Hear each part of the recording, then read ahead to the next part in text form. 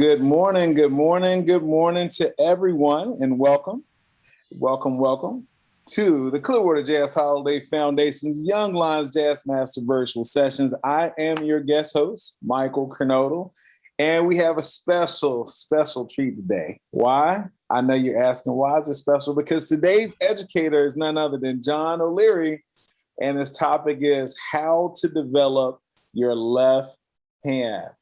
So, any piano players, any keyboard players, any musicians, doesn't matter what they're playing, get on the phone, call them, tell them, join us on this session because it's going to be amazing. John always gives us great information. But before we do that, I just want to remind all our participants, you're muted upon entry. But if you have any kind of questions, please go into that chat feature and just type out your questions. And then we're going to allot some time at the end so the educators can answer anything you may have. So we love interaction.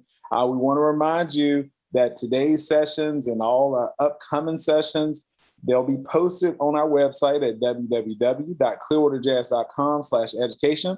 And we love to hear your feedback or any kind of future suggestions as far as topics you would like for us to discuss. Just email us at info@clearwaterjazz.com.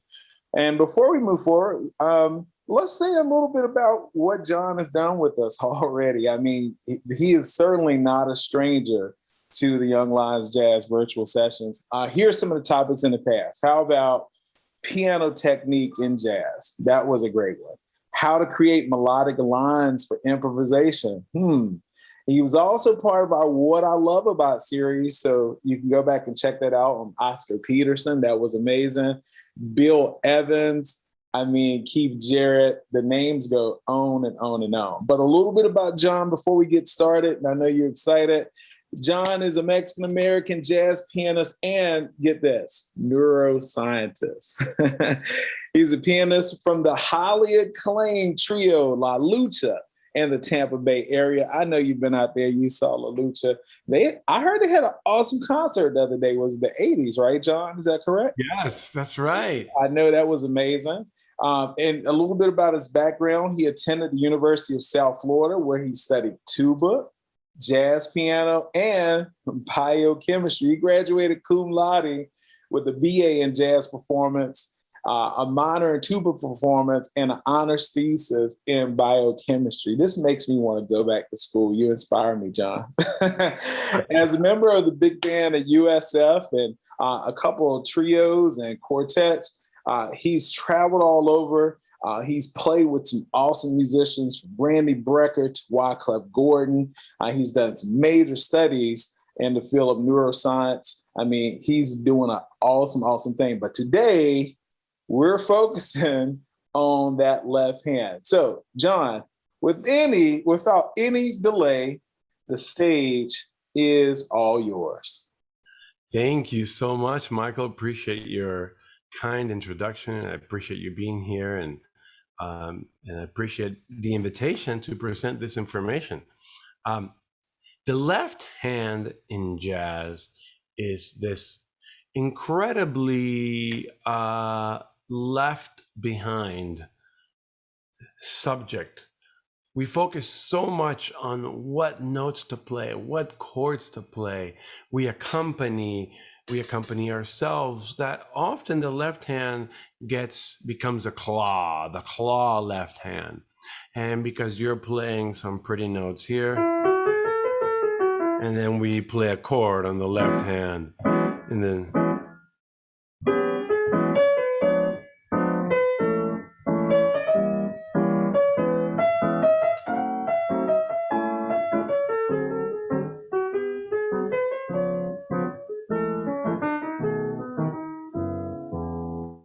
and so our left hand just kind of becomes this thing that just kind of plays chords only. And then because the piano is right-handed, it always goes high, going up, and low, going down. Because of that, we focus a lot on the right hand and we ignore the left hand. And so it's incredibly important to maximize our potential as pianists is to use our left hand. And so Here, we're going to talk about some things that I've used and that helped me tremendously to develop the left hand. I happen to be left-handed, which kind of presents its own challenges on the piano because it's a right-handed instrument. But so interestingly enough, the piano started very much as an instrument where it would accompany itself, right? You would hear stride or ragtime piano, like kind of like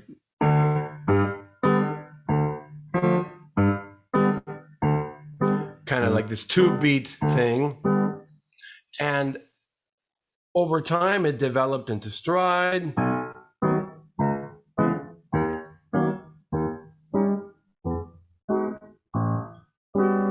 And these ragtime and stride pianists, they had such incredible left hands because there was no bass player and drummers back then that really played jazz because these things weren't developed yet. The way we hear jazz today with bass and drums and piano, that didn't exist in the 1890s and the 1900s, 1910s, 1920s. It wasn't until the swing era that we really start hearing more rhythm section complete. And so pianists provided the accompaniment. You can hear Teddy Wilson, you can hear any of the pianists from that era, they would accompany themselves with the left hand. And when we start learning jazz, we start learning, play the 3rd and the 7th of your C chord, or learn the 3rd and the 7th of your F minor. And so we learn very much like which notes to play and playing the chord and then playing a melody or an improvisation. But then the stride gets often forgotten. And so one easy way to practice stride is to take one of your favorite standards and then play the chords in a stride pattern. For example, Ain't Misbehavin', for example. So F major, F sharp, G minor, A flat half diminish, A minor, A7, B flat major, E flat 7, and then just hit bass and chord, bass and chord, and bass and chord.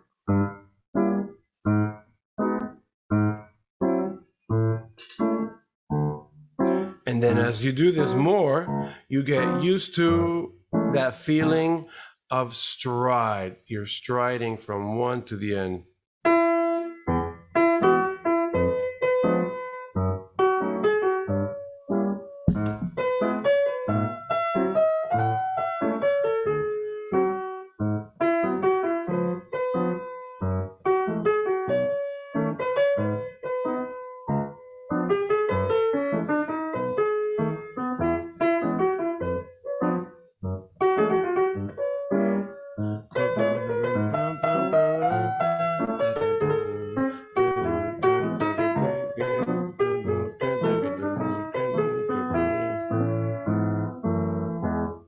And so I am not particularly great at stride piano, but it's very helpful to accompany yourself and to create that feeling that there is a band. There's a lot more to stride piano than just the left hand. But since this particular lesson is about the left hand, I think talking about the left hand in stride piano is very important. Another thing you can do is if you have the reach, you can do 7ths or even 10ths. So if you did the 7th,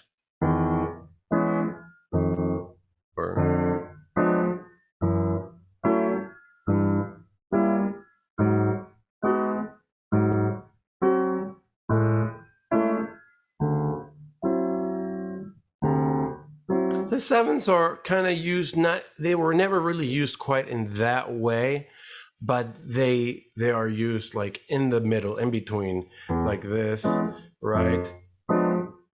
maybe here like that.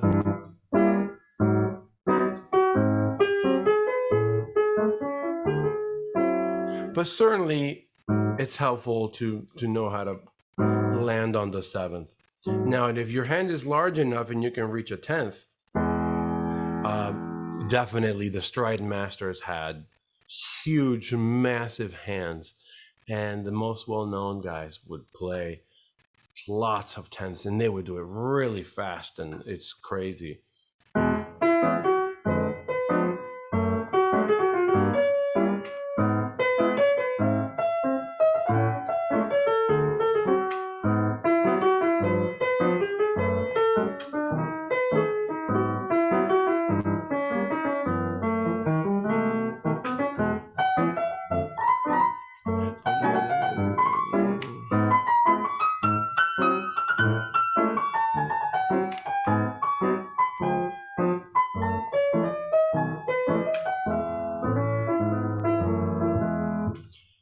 And so on and so forth. Okay, so then that's one way to look at the left hand. And then what happened in jazz as jazz started changing, and the bass started coming up, and instead of playing a 2-beat,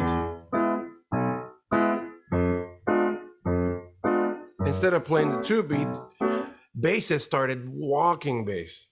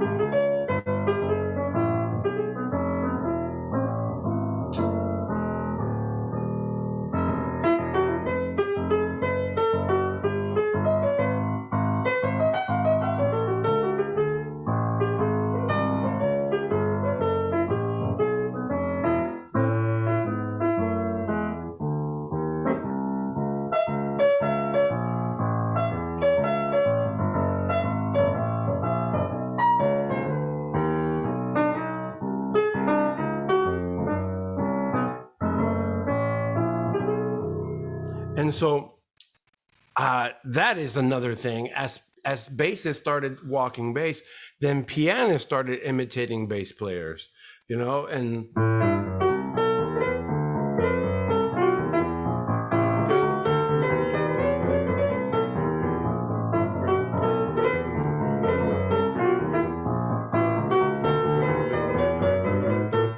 for example, and then as you start developing that, being able to play a bass line and play a melody or an improvisation on the top, that is an important skill, because there will be times where you'll play a gig without a bass player, and the band will rely on you to provide some of those bass notes. Okay, so then that'll help tremendously with your left hand. So how do we develop a bass line? That could be a whole class on its own. But really, really quick, a bass line is often, you think of playing the chord tones. Let's say we have a C7 for, I don't know, 4 bars. And you have those chord tones, C, E, G, and B flat. And we're going to play a bass line around that. So you might want to include these notes in the strong parts of the beat, like 1 and 3, 1, where the harmony changes usually on beat 1 or on beat 3, so that people know when they hear the bass line what song or what the chords would be without even hearing a melody. So like, so 1, 2, 1, 2, 3, 4, 2, 2, 3, 4, 1, 2, 3, 4, 2, 2, 3, 4, 1, 2.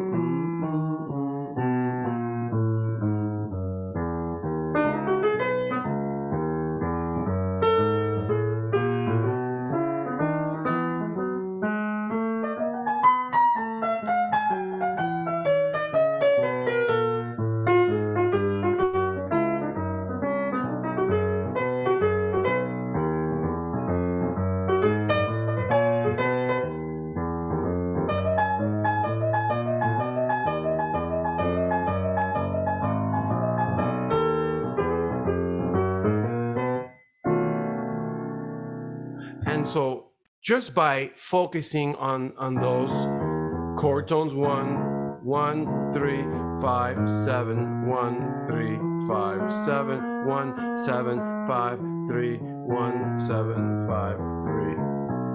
You're already creating that feeling of being of those chords. You're kind of outlining the chords horizontally rather than vertically. Another pattern that's very common is like in 2-5-1s, like in D minor 7 to G7 to C major 7, for example, would be you're outlining the minor, D minor.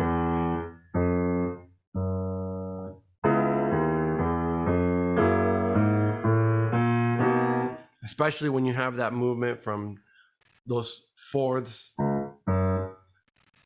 in the cycle of fifths to, you know.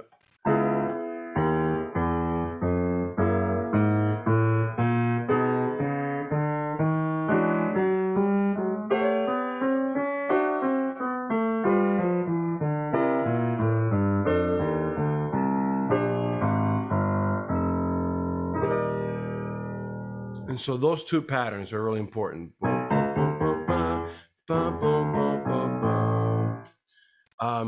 And if you do that, then already you have most of what you need to create decent enough bass lines so that people can understand what you're trying to play, even if it's not,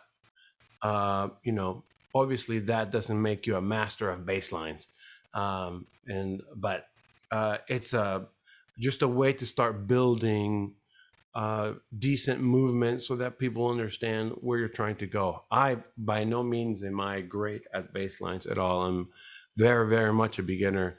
But just practicing doing some bass lines and being able to play a little bit of around the piano while playing a bass line, even if it's a basic bass line, will really help develop your left hand and independence from these two hands, like if we're playing rhythm changes.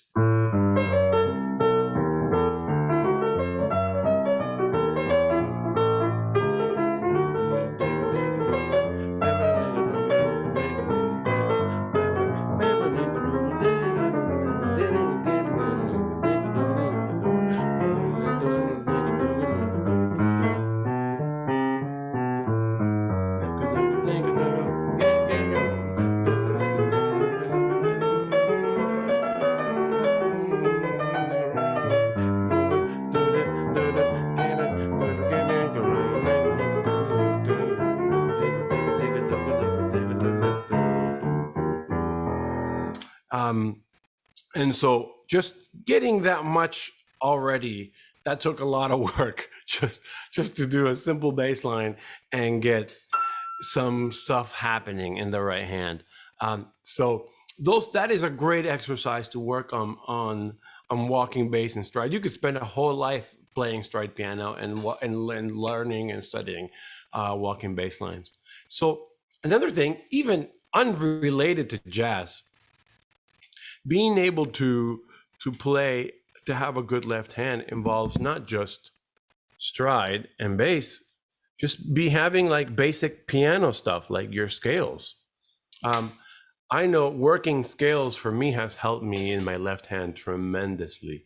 And the way I work scales is by doing them on 4 octaves long. And let's say we did A major scale. You do them both hands.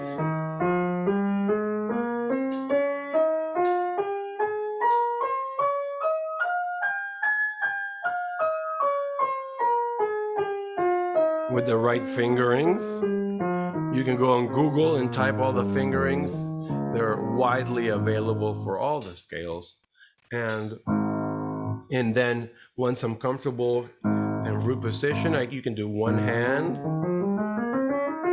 You can do the other hand. Put them together.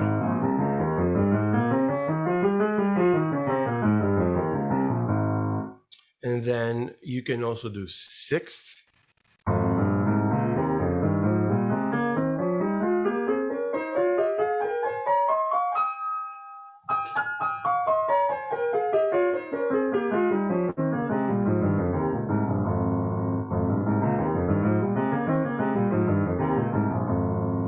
So 1 and 6. 1, 2, 3, 4, 5, 6. You can do tenths. 1, 8, 9, 10.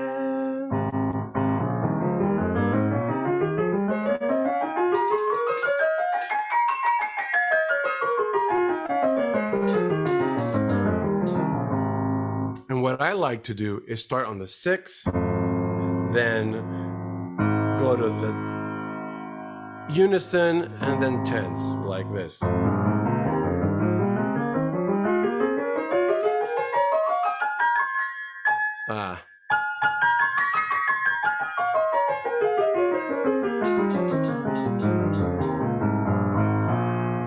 When I'm here,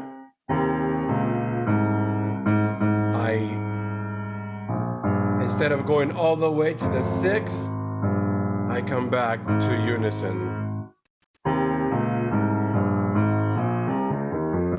So then you have that effect.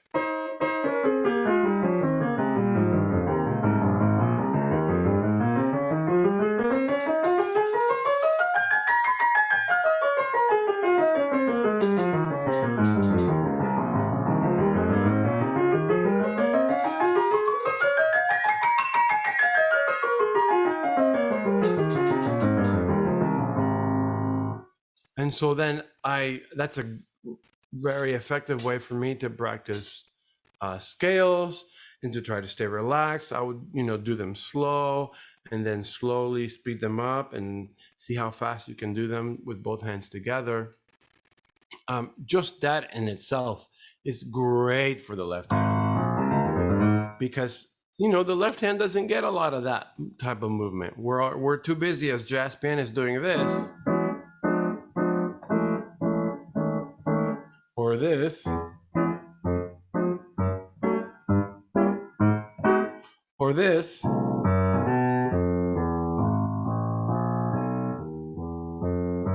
How about, those eighth notes, 16 notes?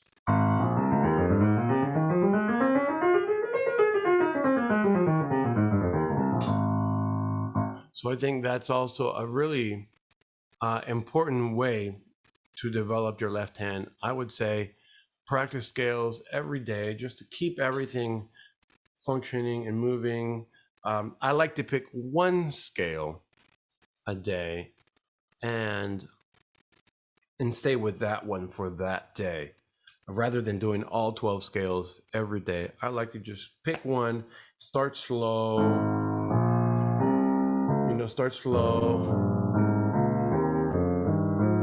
and then slowly get faster and faster with the metronome. I go by 5. I start at 16 notes at 35 beats per minute. Here, let me pull it up so you can see what it sounds like. I go to my metronome, I type in 35, and I start here. 1 and 2 E and 1 E and 1.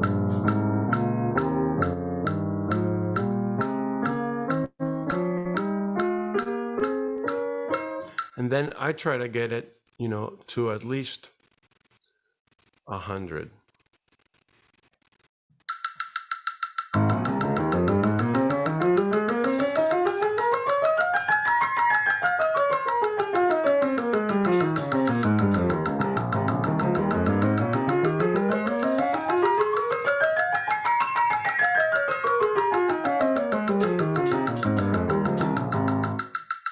And then just, slowly by 5, start at 35, go to 40, 45, 50, and work your way to 100. That's how I like to do the scales. Okay, so then the next thing, we're improvising already in the right hand. We're doing stride, walking bass line, learning scales. I like this book called Hanon. Hanon, Hanon, is a fantastic book. You can go to like any music store and buy it on Amazon. You can might even find a PDF for free on a search engine. And basically, it gives you studies like this.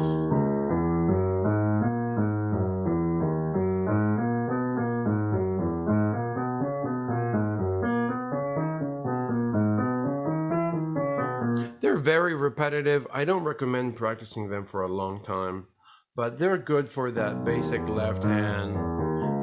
Getting all those fingers, the 3 and 4 finger working on the left hand. They want you to like lift the fingers. I don't particularly subscribe to that. I like to lift as least as possible and use my body weight to create. I can lean forward if I need to create more volume. I can use my tricep to attack stronger rather than lifting and going that way. I do lift a little bit just to create some normal downward,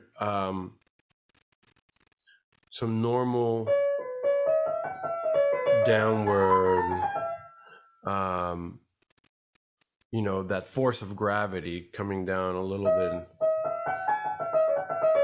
But the least you lift, the less pressure there is on your extensor tendons that tend to be weak and overused in piano professionals. So, but I do like these exercises, especially if you do them really relaxed without lifting. Just to get the hands moving, especially the left hand.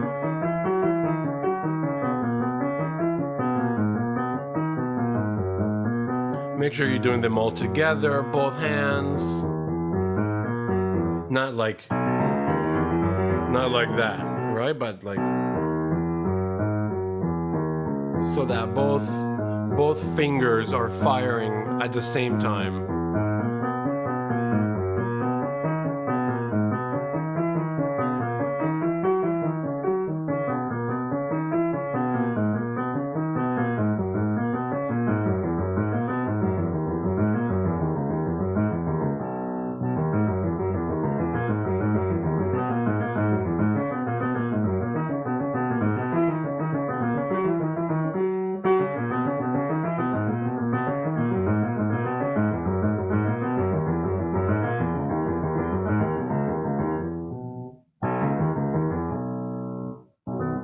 And so I think those are very helpful, just to do a little bit of that every day to get that left hand, those fingers kind of moving. The left hand doesn't tend to move that way in jazz, especially the 3rd, 4th, and 5th.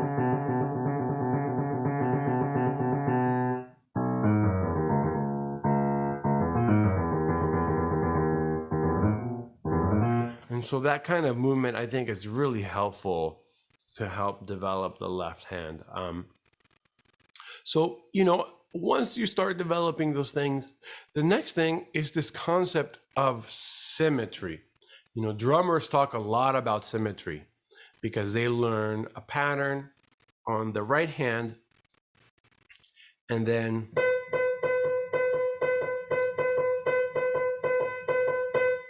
they learn how to do that pattern on the left hand.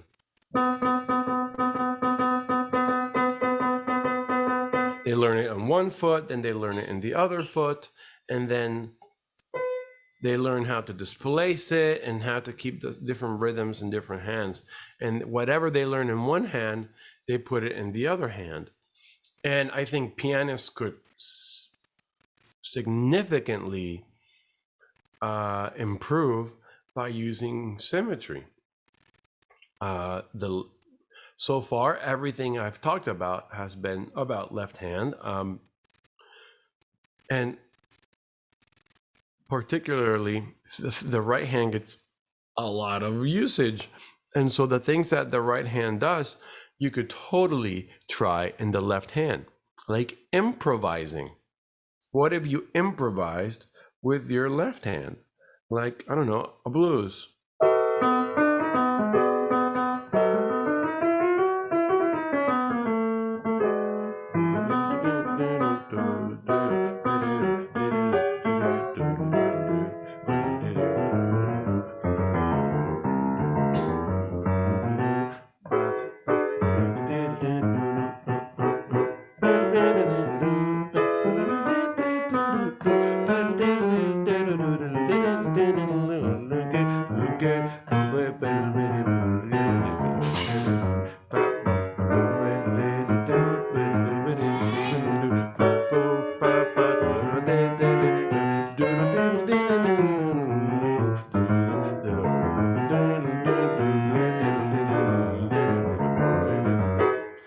and so kind of like that, that wasn't particularly great, but you start working on it and learning and how to get better with that. Maybe try that in all the different contexts. Maybe let's see, like a rhythm changes.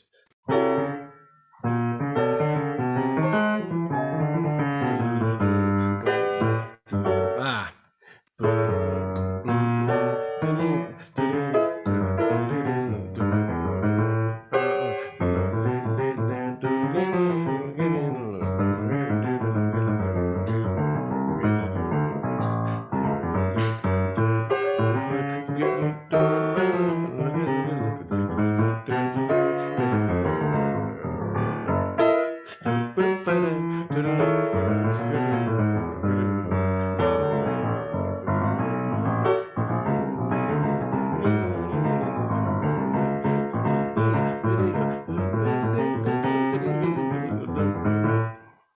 Wow, the right hand doesn't know what to do in those situations. So yeah, I mean, as you can see, as from my example, these are really important things to practice, and it'll help just develop your left hand. You got to just have time where you just let the left hand go and try to improvise with your just your left hand. Let it go. Let's see what happens. Feel those struggles where you hear something and your hand doesn't move the way you want it to, and work with those things to get it to work better. And so I think learning to improvise with your left hand is a really important thing. So then once you have the right hand and the left hand going a little bit, try maybe putting them together.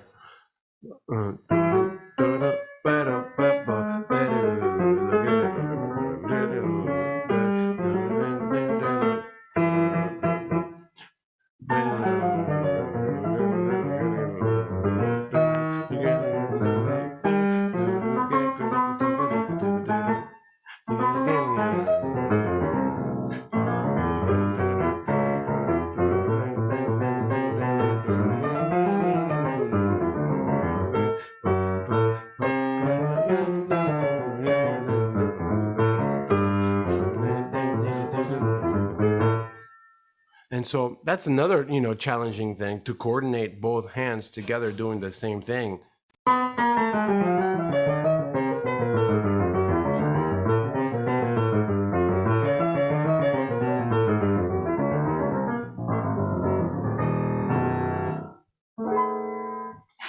And so that's an important thing to practice as well. So I highly recommend just taking let's say you're learning a solo, and I would say, when you're transcribing a solo, you're learning a solo, play it with both hands, whatever that, that may be, and that way, when you're whatever you do with your right hand, you're going to do it with your left hand as well.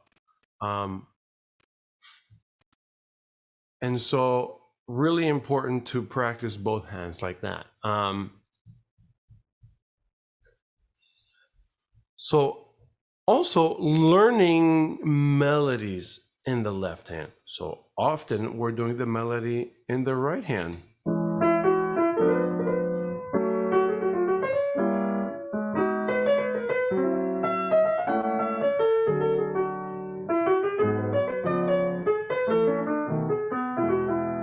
What if we did that in the left hand?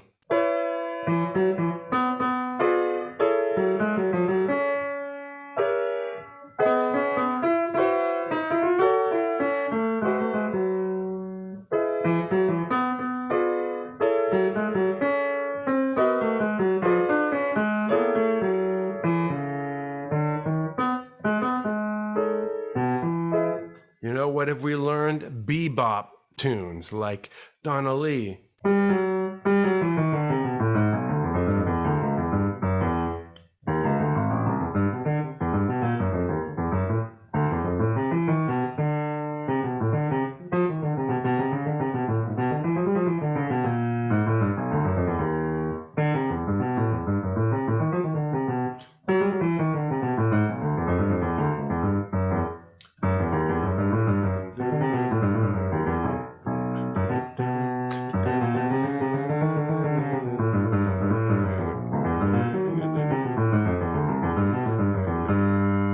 And so, part of that challenge is working on those fingerings. And then the more you do it, the more comfortable you will get with that. And so then you can try with both hands.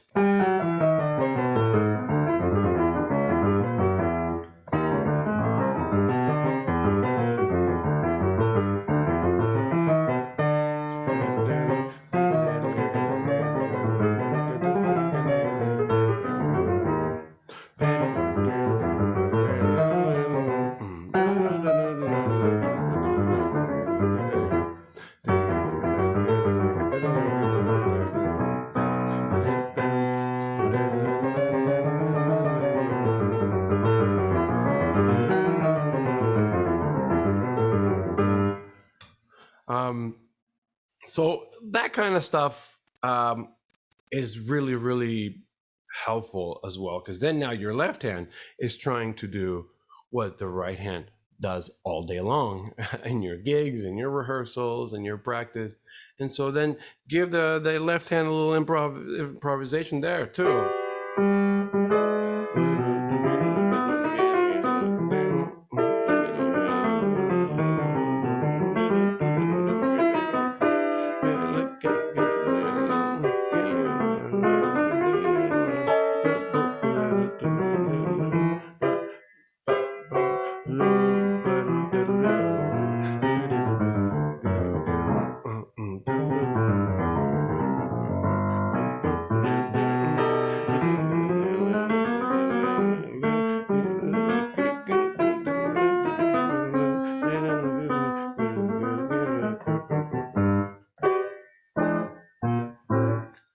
And so then as a pianist, as a solo pianist, it'll give you the ability to open up your improvisations and to switch from one hand to the other, and then to not feel like it always has to be one way.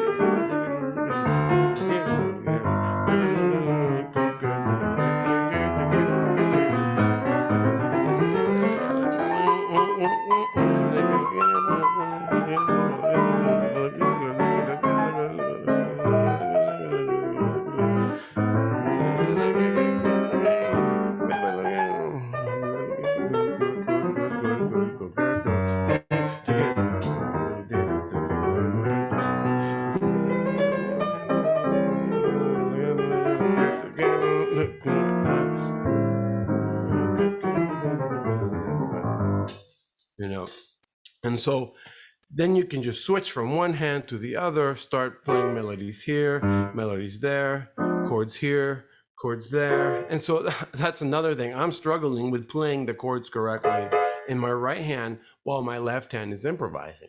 So that's something I need to sit down and practice it just slowly.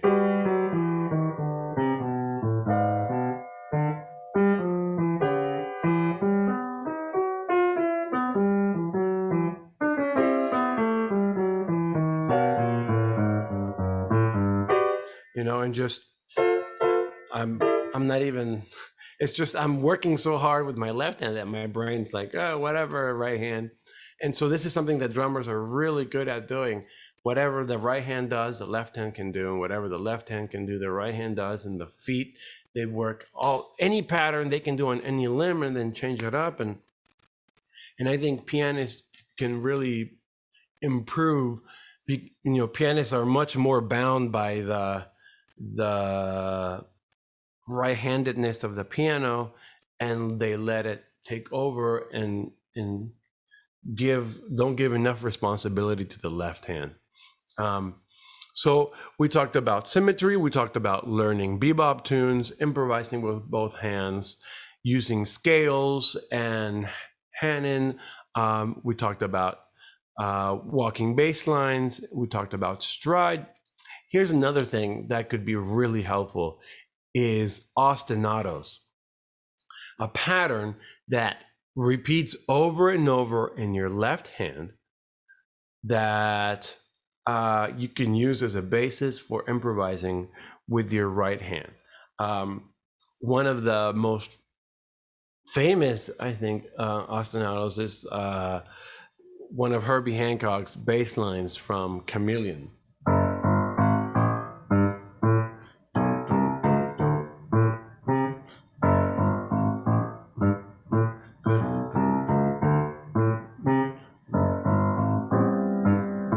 And I think that's a great exercise for learning to improvise on top of that, you know.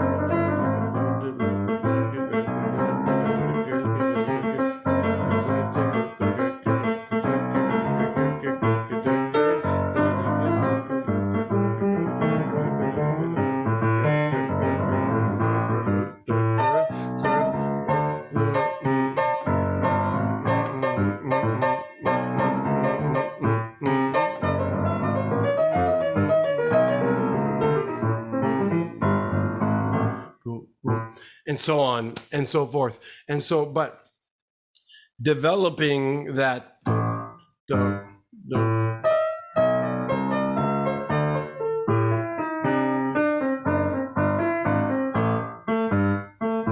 and then slowly turning it into something, you know, faster, that's a great exercise. Just that, it took me years to work on that alone. I'd be on the piano just playing one note at a time.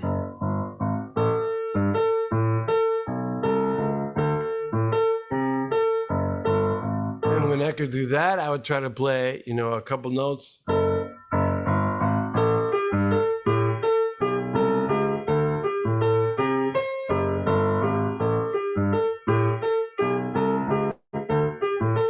And once I could get some eighth notes, I would try maybe a scale.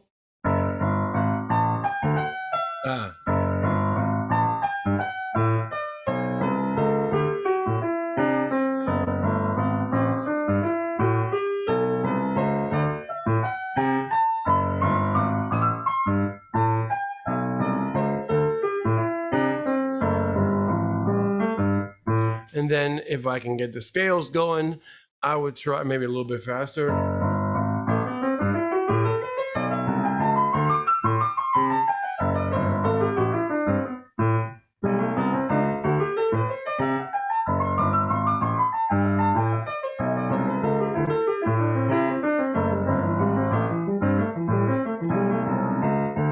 So once you can get a scale, you're already, you know, on your way there.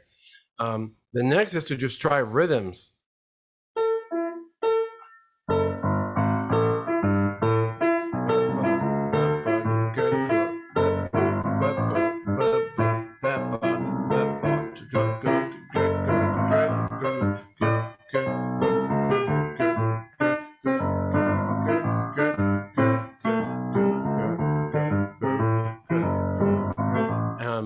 And then the more rhythms and scales and ideas you try, And something that I think is hard is to play in two different keys. Maybe try like a D major scale over that.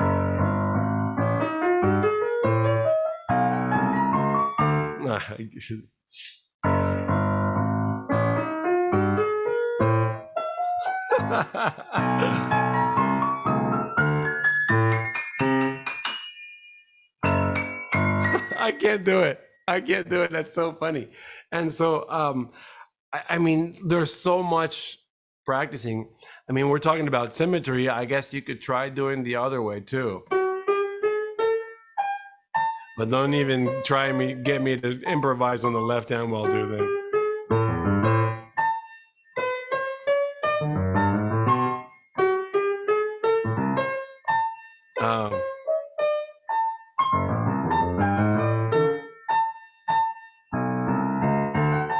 Yeah, I don't know.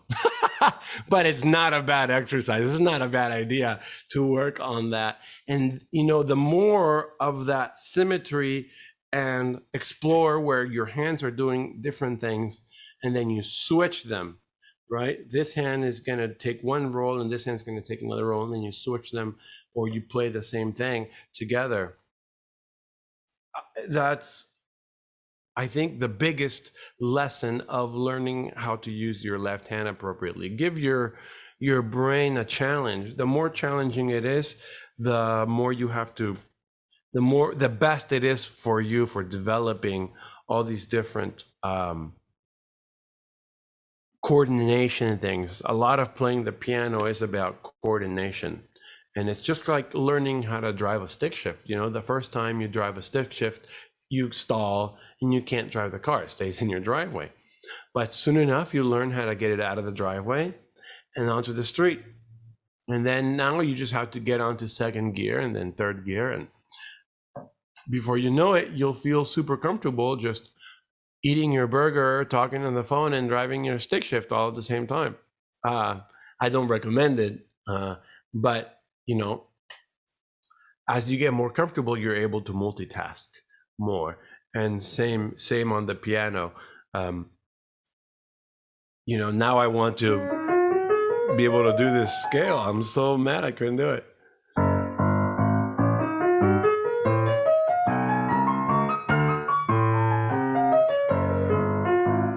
Almost.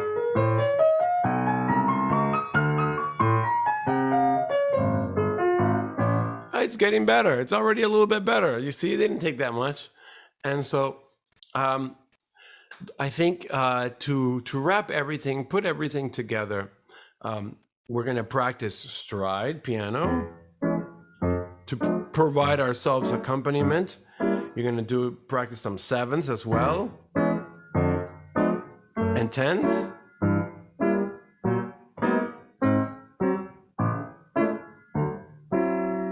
And then some walking bass lines.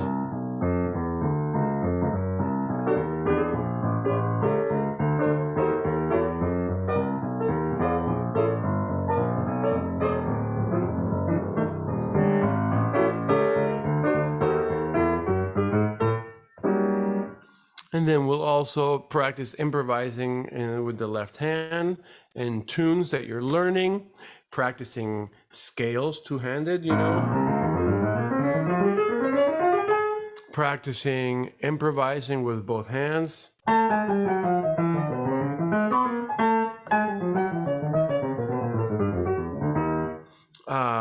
Symmetry, you know, what we talked about, doing something with the right hand.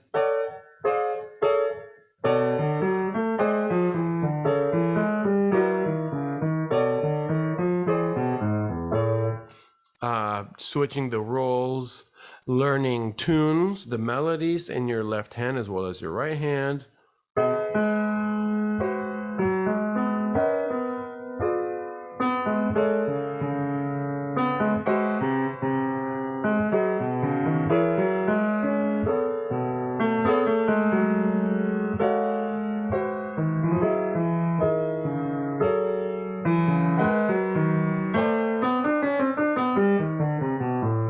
You know, then learning, you know, difficult tunes, not just melodic tunes like, Donna Lee. Practice that with two hands, just the left hand, playing chords with the right hand. Scales, some of these hand-in exercises can be really helpful. Also, Cherney, the School of Velocity, those,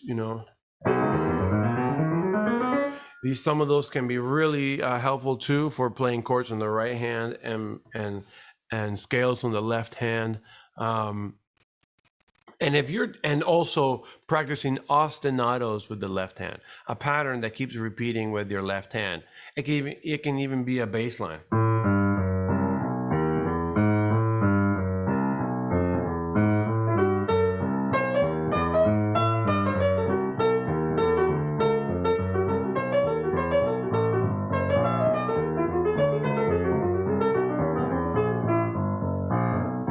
That's how I started working on bass lines and I'm improvising on the right hand. It's even just repeating one notes.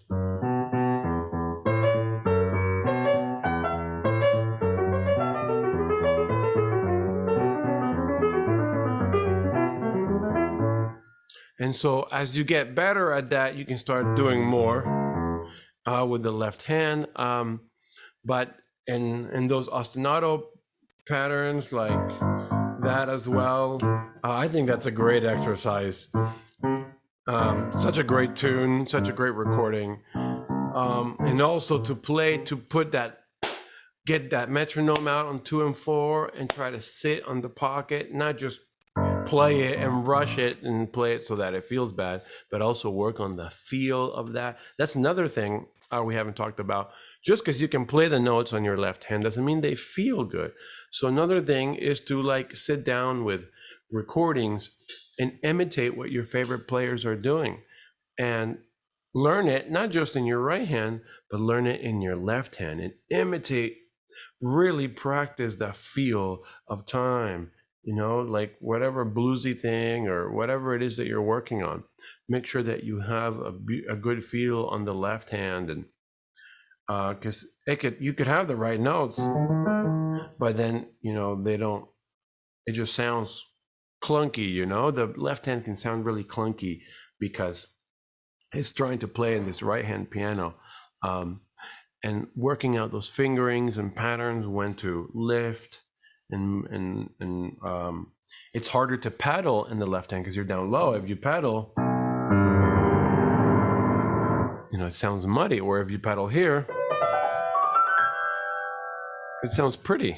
So sometimes you can get away with difficult passages simply by pedaling. And so, keeping those things in mind and practicing more, little by little, your left hand will start developing over time. It took me all my life to get my left hand to where it is now. And I swear my left hand was better when I was like 11. I used to play this Mozart thing that had this killer,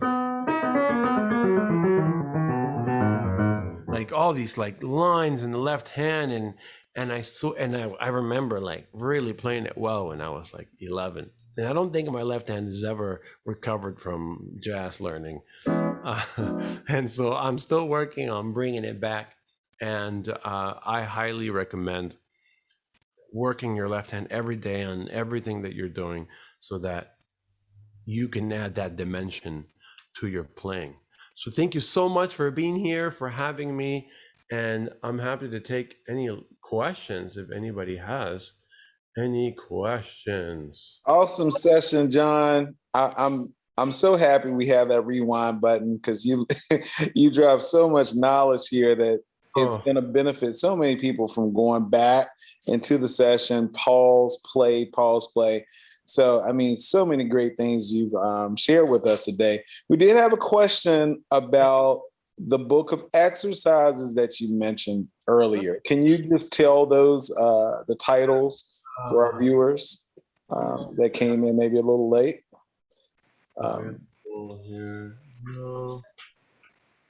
The first one is called Hanon. Yes. Hanon. I'll type that in there. Hanon is great. It's like 60. Okay, here's another one. The second one is called churning. See if you can see, there it is, and then see if you can see it here, churning. CZERNY, and that one is called, oops, did it? Yeah, there it is. Churny, that one's called School of Velocity. It's got lots of black in the ink, so lots of great stuff on both hands to study. And so both of those books are great for left hand, especially. I particularly like the Hannon because they're more repetitive, and they particularly try to isolate fourth and fifth fingers that are really weak on both hands to bring out melodies and bass lines, because the melodies are often here. The melody of the bass movement and the melody of the song, and sometimes you need to bring those out, but our hands or our outer fingers are so weak that you have all this chord happening in the middle, and then you can't hear the rest because you're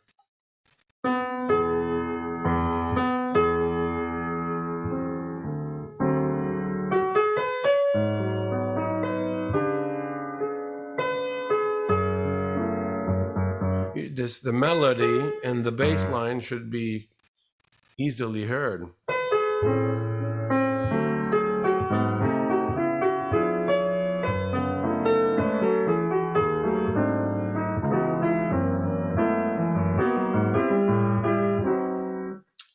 So I find those really helpful. Yes, any other questions? I think the last question was, after you develop your left hand, when you get into performing with the bass player, what's usually your standard of do not go? I mean, because I know bass players really don't want us down there. They kind of hate that.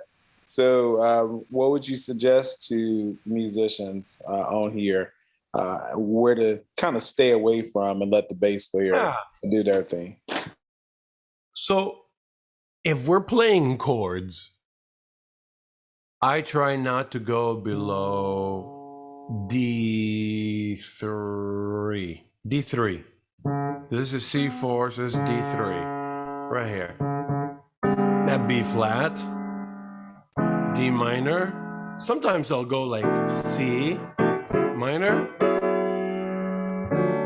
but that's probably about as low I would go. It really depends. If the bass player is like this, like that kind of thing, you're not getting too much in their way. But if they're walking, you don't really want to get down there. You see how muddy this sounds? That's too much. So this range is where I really try not to do any, more than that. Occasionally I'll do like so what chords kind of a things. But just to start them, I won't like lay on it and stay there. So that's a good guidance, kind of a starting point, but it's really situational. Let's say you're playing,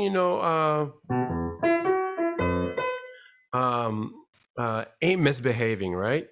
And I mean, the bass player is not going to be playing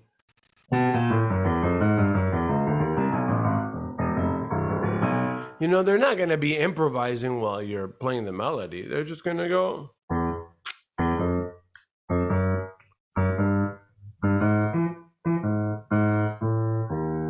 So you can do a little bit of that with them.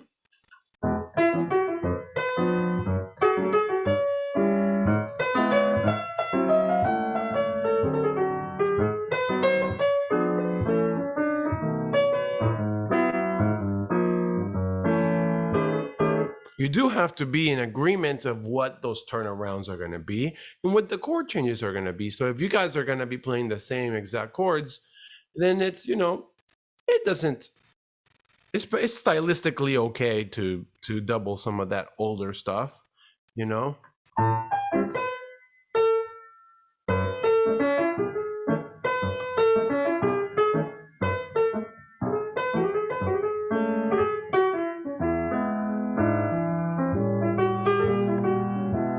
But I wouldn't, play very much down there. It's just situational. Gosh, it's one of those hard things to develop. You develop a better feel for it as you play more gigs. And it's also depending on bass players. Some bass players have a very high tolerance for things to go less than ideal. And then other people have a very low tolerance for that, and they get on edge at the slightest disagreement of any sort on the bandstand. And so when you have a really sensitive player, you're going to stay out of their way more because they're going to gripe at you for anything that you play.